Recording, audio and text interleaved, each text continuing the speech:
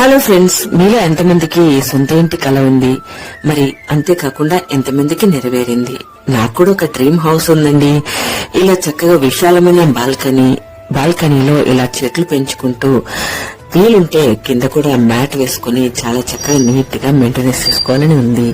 అది కూడా pent house లో ఇలా విశాలంగా ఉండే ఇల్లు, కిచెన్ కూడా ఇంత నీట్ గా చక్కగా హాల్లోనే ఏర్పరుచుందండి. ఈ యొక్క కిచెన్ కూడా చాలా బాగా నచ్చింది. ఎంత మంది పిల్లలు ఉన్నా సరే ఆడుకోవడానికి హ్యాపీగా విశాలంగా ప్లేస్ అయితే ఉంది.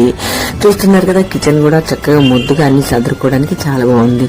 ఇంకెంతకంటే ఏం కావాలండి? ఆడవాళ్ళకి ఇల్లు, వాకిలి అండ్ షాపింగ్లు, నగలు, ఇవే కదా మేము కోరుకునేది. ఐశ్వర్యం శివాధీనం అంటారు, అలాగే గృహం లక్ష్మీ నరసింహాధీనం అండి.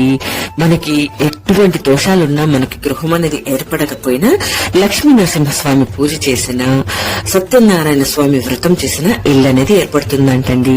ఇక మనం చేద్దామా మరి నా ఈ సొంతింటి కలను నెరవేర్చుకోవడానికి నేను జగ్గైపేట దగ్గరలో ఉన్న వేదాద్రి లక్ష్మీ నరసింహస్వామిని దర్శించుకోవడానికైతే త్వరలో వెళ్లబోతున్నాను ఫ్రెండ్స్.